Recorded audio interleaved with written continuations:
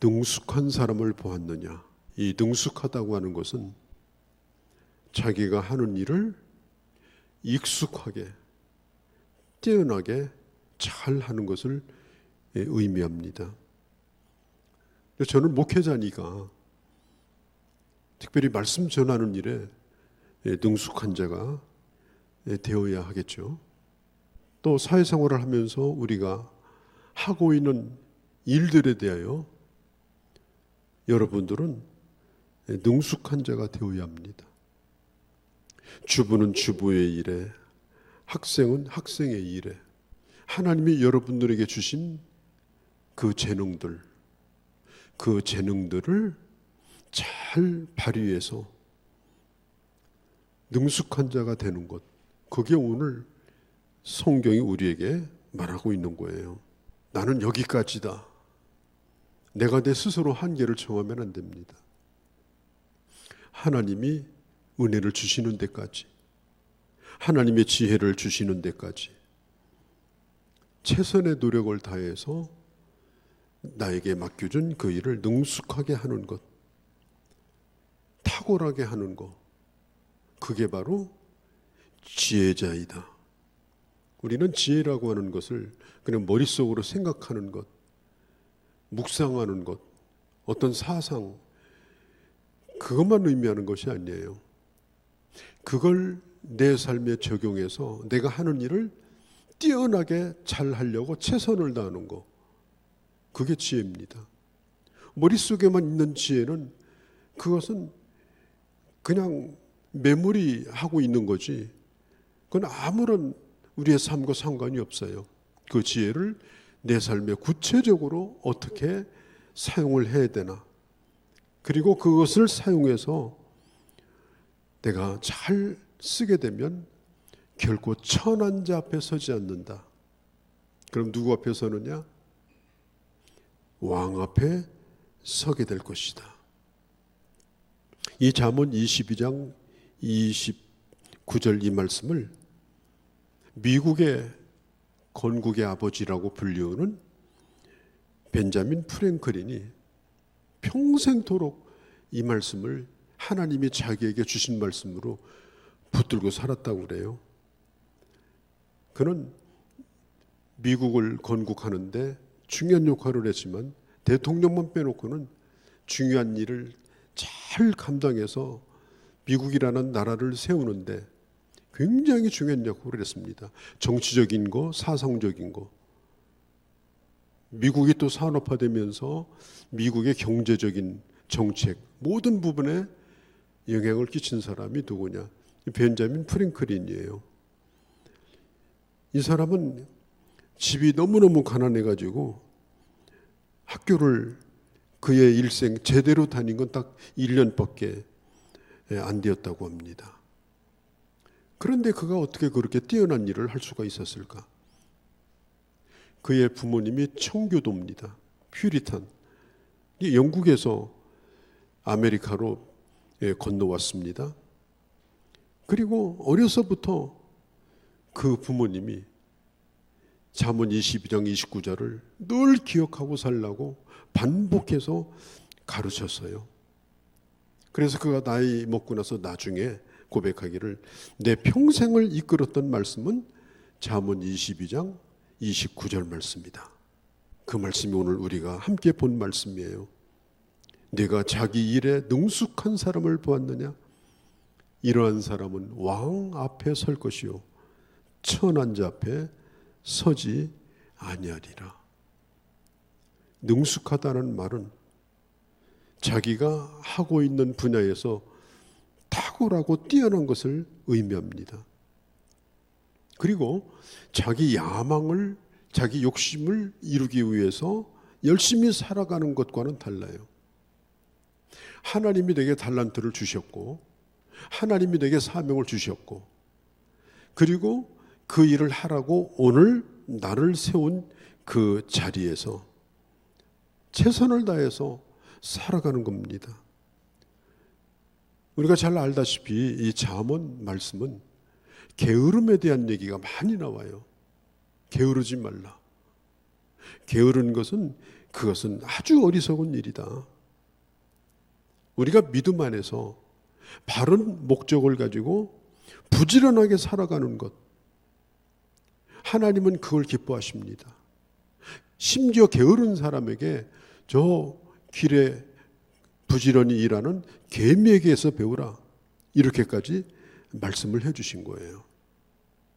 저는 오늘 두 가지 인물에 대한 얘기를 이 말씀을 생각하며 소개하려고 합니다. 첫 번째는 요셉, 두 번째는 다윗입니다. 요셉이 그런 사람이에요. 요셉은 형의 미움을 받아가지고 하루아침에 노예가 된 사람입니다. 그는 굳은 일을 해본 적이 없어요. 일을 하는 작업복을 입어본 적이 없어요.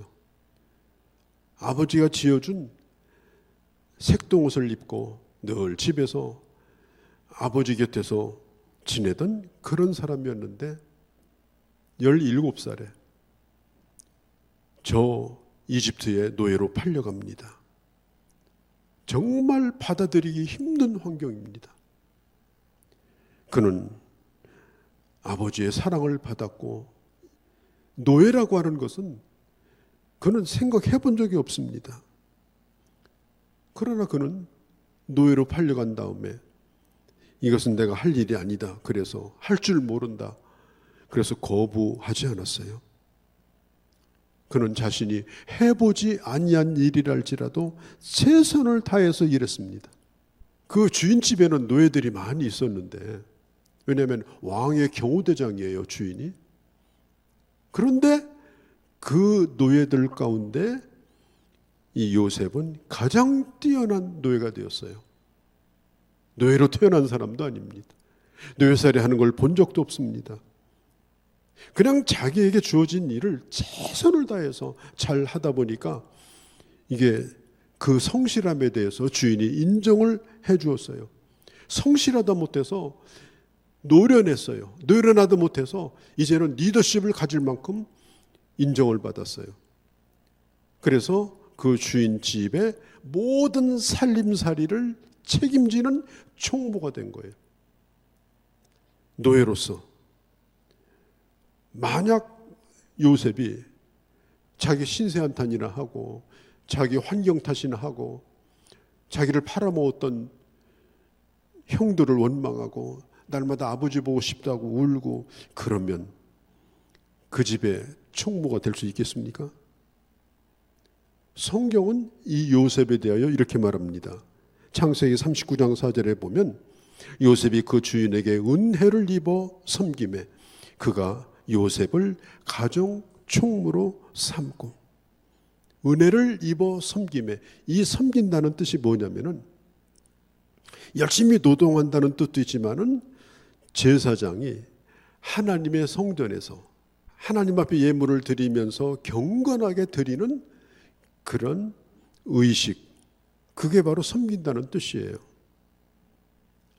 이 요셉은 자기 주인을 섬겼는데 마치 하나님을 섬기는 것처럼 섬긴 거예요. 그냥 경호대장 정도가 아니에요. 하나님을 섬기듯이 그런 섬김을 보면서 이 보디발이 감동을 받아요. 나이가 비록 어리지만 자기 집에 있는 종들을 관할할 뿐 아니라 집에 있는 곳간 열쇠까지 맡길 수 있는 그런 사람으로 삼았던 것입니다. 다른 종들은 그렇게 하지 않았습니다. 주인 눈치 보고 그냥 모여서 틈나면 놀고 신세 한탄이나 하고 그렇게 살았어요. 그런데 요셉은 아닙니다. 전혀 달랐습니다. 딱 보니까 벌써 다른 거예요. 이 사람은 노예지만 노예가 아닌 거예요. 자기가 그 집의 주인이지만 마치 자기가 그 집의 오너인 것처럼 그렇게 일을 하고 있는 거예요. 자기의 모든 걸 맡겨도 괜찮을 사람으로 눈에 딱 들어오는 거예요. 누가 보든지 말든지 요셉이라고 하는 그 사람은 자기가 믿는 하나님 앞에서 일하고 있는 것을 이 주인이 눈치를 챈 겁니다. 사도 바울이 에베소서 5장 7절에 5절에서 7절에 보면 에베소서 6장 5절 7절에 보면 이렇게 말합니다. 종들아 두려워하고 떨며 성실한 마음으로 육체의 상전에게 순종하기를 그리스도에게 하듯 하라. 눈가림으로 하여 사람을 기쁘게 하는 자가 되지 말고 그리스도의 종들처럼 마음으로 하나님의 뜻을 행하고 기쁜 마음으로 섬기기를 주께 하듯 하고 사람에게 하듯 하지 말라. 눈가림으로 하는 것, 그게 뭐예요? 주인이 볼 때는 열심히 하는 척 하다가 주인이 없을 때는 놉니다. 주인이 있을 때는 성실한 것처럼 하다가 주인이 없을 때는 매우 부정직합니다. 우리 예수 믿는 사람들은 하나님 앞에서 살고 있는 사람들이에요. 우리는 어떤 일을 하든지 누구 밑에서 일을 하든지 그 사람 밑에서 일하는 것이 아니라 나는 하나님을 섬기는 자로서 일을 하는 거예요. 그 사람 일을 하는 것이 아니라 하나님의 일을 하는 겁니다. 나는 저 사람 밑에서 일한다. 그게 아닙니다. 주님 앞에서 일을 하는 것입니다. 그래서 눈가림으로 한 것도 다 나타나고요. 하나님 앞에서 한 것도 다 나타나게 되어 있습니다. 그래서 요셉은 이 보디발의 인정을 받은 거예요. 보디발이 누구라고 그랬죠? 왕의 경호대장이에요. 왕은 어디를 가든지 보디발을 데리고 가요. 특별히 그 당시에 이 왕이 하는 일 가운데 뭐냐? 태양신에게 제사를 바치는 거예요. 그래서 보디발은 그걸 잘 알고 있고 보디발도 이 에집트의 신인 태양신을 섬기는 사람이에요. 전혀 하나님을 모르는 사람이에요. 그런데 자기 집에 들어온 이 어린 노예가 가만히 일을 한 거 보니까 이 친구가 하나님 앞에서 일을 하고 있는 거예요. 주인 마음에 들 정도를 하는 게 아니에요. 이 사람은 하나님 앞에서 자기가 믿는 신 앞에서 그 일을 하고 있는 거예요. 요셉이 무슨 찬송을 부른 것도 아니고 밤낮으로 기도한 것도 아니에요. 일하는 모습을 주인이 유심히 본 거예요. 요셉은 자기가 하고 있는 일을 통하여 자기가 믿는 하나님을 섬기고 있었어요. 자기가 하고 있는 일이 하나님의 일이었어요. 성실하게 일하는 이유가 달랐어요. 출세를 왜 일하지 않았어요? 왜? 노예라고 하는 것은 아무리 잘해도 노예지 적당히 일하는 게 좋은 거죠. 잘해봐야 뭐합니까? 팔자가 바꿔집니까? 그런데 요셉이라고 하는 사람은 하나님을 믿는 믿음으로 일했기 때문에 마치 자기 집의 아들처럼 일하고 자기처럼 일하는 거예요. 기도하거나 찬송하는 모습을 보여준 것도 아닙니다. 주를 믿는 마음으로 성실하게 일한 거예요. 그게 눈에 보이는 겁니다. 여러분요, 우리가 이 세상에 나가서 우리가 찬송하고 기도하고 옆에 사람 막 전도하고 그렇게 한다고 해서 내가 예수 믿는 사람이라고 인정받는 게 아닙니다. 내가 어떻게 사는 것을 가만히 사람들은 쳐다봐요. 아, 저 사람은 자기가 하는 일을 믿음으로 하는구나. 하나님을 섬기는 마음으로 자기가 하는 일을 하는구나. 나는 먹고 살기 위해서 일하지만 저 사람이 하는 일은 거룩한 일이구나. 저 사람이 하는 일 자체가 하나님을 섬기는 일이구나. 그걸 알고 이 보디발이 요셉에게 모든 걸 다 맡겼어요. 근데 놀라운 것은 그 요셉 때문에 그 집이 복을 받아요. 그래서 보디발이 이렇게 말합니다. 자기가 형통하는 것은 하나님께서 요셉에게 복을 주심으로 우리 집이 형통하게 되었다. 그렇게 해석을 하고 있습니다. 여러분, 짧은 시간에 이렇게 되는 건 아니죠. 며칠 만에 이런 일이 일어납니까? 오랜 시간 동안 그런 것들이 쌓여지고 인정받고 그런 것들이 결국은 이런 결과를 가져오는 거예요. 중요한 것은요, 우리가 어떤 자리에 있는가 하는 것보다 어떤 마음으로 그 일을 하는가, 이게 중요합니다. 아무리 좋은 자리에 있어도, 심지어 대통령을 해도 자기 이익을 위해서 하는 사람은 안 됩니다. 조그만 말단 직원이라 할지라도 공공의 이익을 위해서, 내가 이 일을 위해서 많은 사람에게 어떤 좋은 영향을 끼칠까를 생각하고 일하는 사람이, 그 사람이 더 큰 사람이에요. 자기 야망과 이익을 위해서만 일하는 것은 어떤 자리에 있다 하더라도 그 자리는 사실은 아무것도 아닙니다. 하나님께서 우리에게 사명을 주셨습니다. 그게 뭐냐? 오늘 내가 하고 있는 일입니다. 성경은 말합니다. 내가 자기 일에 능숙한 자를 보았느냐? 이런 사람은 반드시 왕 앞에 설 것이다. 왕 앞에 선다는 말은 왕이 특별히 쓴다는 말이에요. 이런 사람은 천한 자와 같이 대접받지 아니하리라. 자, 다윗의 얘기를 좀 해보겠습니다. 다윗은 베들레헴 촌 사람입니다. 베들레헴은 지명에도 없던 아주 그런 작은 동네였어요. 다윗 때문에 베들레헴이 유명해진 겁니다.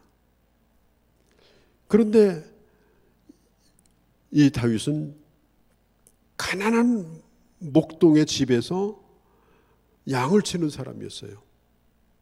그 형들은 열심히 공부도 하고 자격증도 따고 뭔가 야망을 키우고 있는 시간에 그 집의 가난한 재산을, 양 몇 마리를 들여나가서 밤낮으로 치고 있는 사람은 누구였느냐?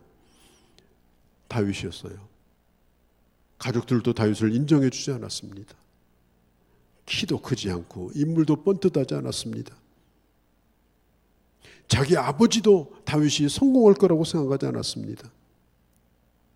그러나 다윗이 어린 나이에 블레셋의 장수인 골리앗을 쓰러뜨리면서 이스라엘의 떠오르는 별이 됐고, 그는 왕을 가까이 할 수 있는 축복을 받았습니다. 자, 그러면 어떻게 해서 그가 왕을 가까이 했을까? 성경대로 된 거잖아요. 왕을 가까이 하는 은혜를 받은 거예요. 어떻게 해서 그렇게 됐는가? 다윗은 자기가 하는 일에 능숙한 사람이었습니다. 그런 양을 치는 목동인데요, 이게 양을 치면 이게 늑대가 와요. 맹수들이 와요. 곰들이 와요. 그 먹을 게 있으니까. 그래서 양을 지키는 목동이 만만하면 다 잡아가요. 울타리를 부수고 다 잡아갑니다. 그런데 그 목동이 만만치 않으면 함부로 달려들지 못하는 거예요. 자기가 키우는 몇 마리 되지 않는 양이지만 그는 목숨을 걸고 그 짐승을 물리쳤습니다. 그래서 막대기 쓰는 법, 그래서 짐승이 달려올 때 돌멩이를 들어가지고 물맷돌을 던지는 법, 이걸 끊임없이 연습을 해서, 그는 양을 치면서 시간 나면 연습하는 거예요. 막대기 던지는 연습하는 거예요. 돌멩이 던지는 연습하는 거예요. 백발백중이에요. 던지면 그냥 맞아요. 때리고 싶은데 때릴 수 있어요. 워낙 정확하니까.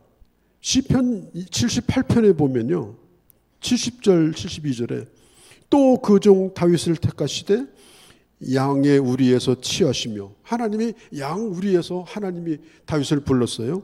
젖 양 지키는 중에서 저를 이끌어내사, 양을 지키는 목동의 자리에서 그를 이끌어내사 그의 백성 야곱, 그 기업인 이스라엘을 기르게 하셨더니, 이제는 몇 마리 되는 양이 아니라 큰 양물인 백성들을 지키는 목동이 되게 하셨다는 거예요. 이에 그가 마음의 성실함으로 기르고 성실함으로 양떼를 길렀고 그 손에 공교함으로 지도하였도다. 공교하다는 말은 아주 빈틈이 없다, 철저하다, 그런 뜻이에요. 왜 하나님이 목동에서 불러냈냐는 거예요. 왜 하나님이 몇 마리 양을 기르다가 이제 큰 백성의 무리를 인도하는 왕이 되게 했냐는 거예요. 성경은 말합니다. 성실함으로 양을 길렀고 그 손에 공교함으로 지도하였도다. 이 공교하다는 말은 탁월하다는 말이에요. 뛰어나다는 말입니다. 다윗은 신앙도 좋았습니다. 그런 믿음의 사람입니다. 그러나 나는 믿음만 가지면 된다. 하나님 복 달라고 하지 아니하고 그런 몇 마리 되지 않는 양이지만 그 양들을 한 마리도 잃어버리지 않고 철저히 지켜서 잘 기르는 것을 그런 성실히 했습니다. 그거 몇 마리 되지도 않아요. 손가락 2번 쥐었다 폈다 하면 셀 수 있는 약물이에요. 다른 사람 보기에는 아무것도 아니지만 그 작은 일에 다윗은 실력을 갈고 닦은 거예요. 양들이 풀을 먹는 시간에 열심히 노력합니다. 열심히 기릅니다. 그렇게 해서 때가 되니까 하나님께서 이 다윗을 불러서 쓰신 거예요.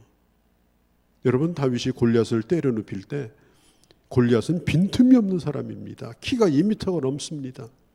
기껏 해봐야 다윗은 뭐 150, 160 그 정도 되는 작은 소년에 불과해요. 그런데 다윗이 어디를 노렸느냐? 모든 갑옷을 다 입었는데 조그마한 구멍 하나가 보이는데 이마에 구멍 하나가 딱 뚫려 있는 거예요. 거기를 노려가지고 그 거대한 집채만한 골리앗을 때려 눕힌 겁니다. 왜 그랬어요? 자기가 하는 일에 능숙한 사람이 되었기 때문에 그렇습니다. 사울 왕에게 가서 왕이요, 내가 싸우려면 무기 좋은 거 주세요. 뭐 미사일 없어요? 총 없어요? 아닙니다. 자기가 이제까지 갈고 닦고 성실하게 준비했던 것을 가지고 그 조그만 틈을 놓치지 않냐고 자기가 때리고 싶은 것을 정확하게 때려서 이 골리앗을 쓰러뜨린 겁니다. 그렇게 하고 그가 왕 앞에 선 거예요. 만일 다윗이 그 양 몇 마리 치고 내 팔자는 이렇다 그러고 그럭저럭 살았다면 어떻게 그런 일이 생길 수 있겠어요? 성경 말씀은 옳은 겁니다. 내가 하고 있는 일에 능숙하게 하나님이 나를 부르신 뜻이 있고 나를 향한 계획이 있고 하나님이 내게 주신 달란트가 있으니까 오늘 나는 내가 하고 있는 일에 최선을 다해서 뭐 1인자가 된다 이런 건 아니지만 나는 이 부분에 뛰어난 사람이 되리라. 그리고 자기 실력을 갈고 닦으면 대충대충 하지 않냐고 철저하게 하면 그 일에 1인자가 될 수 있는 겁니다. 그래서 유퀴즈라고 하는 텔레비전 프로를 봤는데 여자 교수인데 스탠포드 대학교의 뇌과학 교수예요. 본래 이 공과 대학에서 공부하고 박사학위를 받고 또 뇌를 연구해가지고 세계적인 학자가 됐습니다. 공부 잘하는 방법 제가 유심히 들어봤어요. 공부 잘하는 방법이 뭐냐? 문제를 정확하게 푸는 거라는 거예요. 수학이나 이런 거 문제를 한 문제 딱 내면 이 문제를 이 사람이 왜 냈는가? 그리고 문제를 어떻게 풀면 되는가? 한 문제를 정확하게 풀면 어떤 문제를 내도 그 한 문제를 푼 걸 가지고 다 풀 수 있다는 거예요. 성실함이에요. 그 문제가 들어가고 나가는 길 풀려지는 과정들을 정확히 이해해요. 이 문제를 왜 냈는가까지 다 알아내는 거예요. 몇 문제만 딱 풀면 나머지는 다 풀리는 거예요. 수학뿐 아닙니다. 과학도 마찬가지고. 성실한 겁니다. 정신없이 사는 게 아니에요. 그렇게 하니까 결국은 자기가 하고 싶은 일을 하는 거예요. 오늘 다윗이 목동으로 일할 때도 성실했지만 그는 왕으로 일할 때도 성실하게 일을 했습니다. 그는 항상 목자의 마음으로 일을 했어요. 그 백성들을 착취의 대상이든지 다스리는 대상이 아닙니다. 자기가 어릴 때에 그 양을 그렇게 길렀고 또 양들을 지키기 위해서 목숨을 걸었던 것처럼 다윗은 나라를 지키기 위해서 자기가 직접 나가서 수없는 전쟁을 치르면서 백성들을 보호했던 목자의 일을 감당할 수 있었습니다. 자, 이 다윗이 나는 왜 좋은 무기가 없나? 왜 나에게는 좋은 조건이 없나? 아니에요. 돌멩이 5개입니다. 그런데 5개도 다 안 썼어요. 그걸 5개를 가지고 왔는데 그것도 다 사용하지 않았어요. 아주 정확했어요. 아주 분명했어요. 급소를 찌른 거예요. 아무데나 가가지고 뭐 두들겨 패고 아닙니다. 정확하게. 왜 그게 가능해요? 그는 자기가 가지고 있는 기술에 매우 익숙한 사람이에요. 매우 익숙한 사람. 그렇게 하고자 하면 그렇게 하는 거예요. 던지면 그냥 명중이 되는 거예요. 다윗은 믿음만 가진 사람이 아니고 다윗은 실력을 가진 사람입니다. 실력이 무슨 몸집에서 나온 것이 아니고 무슨 칼에서 나오는 게 아닙니다. 자기가 하고 있는 작아 보이는 그 일이라 할지라도 그 일에 최선을 다하고 능숙하게 그 일을 할 수 있도록 갈고 닦을 때에 정확하게 명중을 시키는 그런 결과를 가져오게 되는 것입니다. 여러분 대충대충 살면 하나님이 쓰시고 싶어도 못 씁니다. 왜? 대충대충 하니까. 그리고 맨날 3-4번이다 그러고 그냥 대충 하면서 어떻게 하다 한 번 맞고 연필 굴리게 하고 이것도 안 됩니다. 오늘 내가 하고 있는 일, 그 일을 정확하게 분명하게 그 일을 주시는 하나님의 이유와 그 일의 모든 것들을 쭉 파악하고 또 연구하고 그리고 더 내게 주어진 것보다도 더 큰 일을 감당할 수 있도록 기초를 쌓으면 그 다음부터는 일치월장입니다. 어떤 걸 주어드려도 풀러갈 수가 있는 거예요. 20세기 폭스사라고 미국 유명한 영화 배급사가 있잖아요. 그 초창기에 영업부 직원을 하나 이제 구하는데 영업부 직원, 영업사원이에요. 그러니까 많은 지원자가 물렸는데 이 사람이 진짜 영업을 잘하는지 못하는지 알 수가 없는 거예요. 증명이 안 되니까. 영업이라고 하는 건 증명이 안 돼요. 가봐서 하는 걸 봐야 아는 거지. 그래가지고 그 한 명을 뽑는데 사람을 못 찾아가지고 애를 쓰다가 모집 기간이 다 지났는데도 뽑지를 못했어요. 그런데 편지 한 장이 왔어요. 저는 현재 가구를 팔고 있는 이런 가구 있잖아요. 가구를 팔고 있는 사람입니다. 저는 내세울 만한 학력도 없고 또 영화 배급사 영업을 한 적도 저는 없습니다. 그러나 저는 영업에는 자신이 있습니다. 내가 편지를 보낸 내 주소로 누구든지 찾아오시면 제가 그 실력을 보여드리겠습니다. 내가 일하는 가구점에 오셔서 물건을 사는 척하고 한번 나를 테스트해 보십시오. 내가 당신을 모른다 할지라도 나는 내 능력을 당신에게 증명할 수 있습니다. 그 가구점에 가면 저는 항상 빨간 모자를 쓰니까 빨간 모자 쓴 사람을 찾아와서 한번 흥정을 해보세요. 영업부 지원했던 사람이 1,500명인데 한 명도 못 뽑았어요. 20세기 폭스사에서 이 사람을 뽑았습니다. 그가 일하는 곳에 가서 뽑은 게 아니에요. 그 얘기 한마디 듣고 뽑은 거예요. 면접도 안 보고. 얼마나 멋있어요? 살아있는 실력이에요. 자신감이에요. 자신감은 큰소리 데서 나온 것이 아니고 실력에서 나온 거고 자기 스스로가 일하면서 검증을 받는 거예요. 그리고 한 번 성공해본 경험을 또 2번 성공해본 경험을 쌓아가면서 이제는 확신 가운데 사는 거예요. 1만 시간의 법칙이라는 게 있죠. 어떤 사람이건 간에 최고의 수준에 오르려고 하면 1만 시간은 연습해야 된다.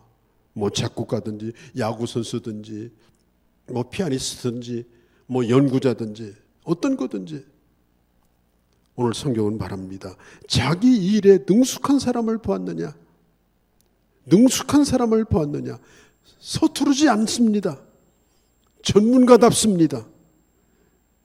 이런 사람 어디 가든지 존귀함을 받습니다. 그를 데려다가 요셉은 왕 앞으로 갔습니다. 신하가 요셉을 데리고 다윗은 골리앗을 한 번 쓰러뜨리고 왕 앞에서 늘 왕을 위해서 일할 수 있는 사람이 됐습니다. 우리 방탄소년단 BTS 저는 사실 제대로 들어본 음악은 한 번도 없습니다. 그런데 제가 알고 있는 사실은 대부분 그런 사람들이 립싱크를 합니다. 음악 틀어주고 요거 맞추는 거예요. 그런데 이 친구들은 립싱크를 안 해요. 직접 노래를 부릅니다. 안무도 립싱크 없이 직접 자기들이 짜가지고 합니다. 그래서 세계적인 이 보컬이 된 겁니다. 2018년도 얼마 되지도 않았어요. 9월 24일 날 유엔의 초대를 받아가지고 그 단원 가운데 한 사람이 연설을 했습니다. 그 연설의 제목이 뭔지 아세요? 자신만의 목소리를 내라. 너의 목소리를 내라. 하나님 주신 은사가 있지 않느냐. 네가 잘하고 할 수 있는 일이 있지 않느냐. 그 소리를 최대한대로 잘 낼 수 있도록 갈고 닦아라. 그러면 될 수 있다. 처음에는 잘하는 사람을 따라서 하지만 능숙해지면 자기 길이 생깁니다. 능숙해지면 그 일이 복잡하지 않습니다. 아주 단순화됩니다. 그리고 그것이 다른 사람에게 저렇게 살면 되는구나. 그 삶 자체가 메시지가 되는 겁니다. 우리 백종원 씨, 우리 동네도 백다방이 있는데 요리 전문가로 유명하죠. 그분 얘기를 들어보면 굉장히 단순해요. 뭐 음식은 이렇게 만들고 저렇게 만들고 아니에요. 말 몇 마디면 끝나요. 모든 것이 단순화되었다고 하는 것은 그 부분에 뛰어난 사람이 된 거예요. 외식산업가로 성공을 했습니다. 바로 얼마 전입니다. 2018년도 10월 12일 날 그를 국회에 초청을 해가지고 국정감사 할 때에 어떻게 하면 대한민국의 골목상권을 살리느냐 특강을 해달라고 그래가지고 국회의원들에게 나라 살리는 특강을 했습니다. 어떤 거든지 내가 하고 있는 일에 최선을 다하면 조그만 구멍이라도 나게 돼 있는 거예요. 그것이 점점 커지게 되는 거예요. 복잡하지 않아요. 단순해지게 되는 거예요. 우리가 뛰어난 연주자나 무슨 운동선수나 전문가가 아니라 할지라도 우리는 내가 오늘 하고 있는 일들 그것을 대충대충 그냥 버무려서 하는 것이 아니고 어떻게 하면 효과적으로 할 수 있을까? 저는 예전에 본 영화 가운데 쿵푸 팬더라고 하는 만화 영화를 본 적이 있습니다. 아주 재밌는 영화예요. 저는 영화의 대사를 찾아보는 일을 가끔 해요. 그 시나리오 작가가 굉장히 신경 써서 한 이야기들이거든요. 쿵푸 팬더에 보면 이런 단어가 나옵니다. 과거는 히스토리다. 그렇죠. 과거는 역사죠. 미래는 미스테리다. 현재는 프레젠트. 선물이다. 그 짧은 말이 정말 저에게는 이게 와 닿았어요. 맞아요. 과거는 내 인생의 히스토리예요. 역사는 바꿀 수 없지만 그건 역사인 거예요. 미래 가지고 큰 소리 못 쳐요. 미스테리예요. 오늘 이 현재, 프레젠트, 이 현재는 내게 주신 가장 귀한 선물이에요. 하루가 24시간, 1440분, 86,400초, 일주일에 168시간. 오늘 서점에 나가면 시간 관리에 대한 책들이 연말 연초되면 차고 넘칩니다. 우리 예수 믿는 사람들은 시간이 하나님이 주신 선물이라는 걸 잊어버리면 안 돼요. 시간은 하나님이 주신 가장 중요한 선물입니다. 내게 조금만 더 주셨다면 아니에요. 넘치도록 시간을 받았습니다. 나보다 시간 많이 받은 사람은 지상에 아무도 없습니다. 충분히 받았습니다. 내가 조금만 더 뛰어난 재능을 주셨다면 아닙니다. 하나님은 충분히 우리에게 탤런트를 주셨습니다. 그 선물을 덜 받은 날도 없고 더 받은 날도 없습니다. 그래서 우리는 하루를 시작할 때 선물을 받는 마음으로 주여 감사합니다. 어떻게 오늘 이 하루도 하나님이 내게 주시는 겁니까? 그러면서 하루를 살아갈 수 있는 거예요. 예수님이 하늘로 승천할 때 그 감람산에서 사람들이 입을 벌리고 쳐다보고 있었어요. 올라가시네 그러고. 그때 예수님의 곁에 있던 천사가 말합니다.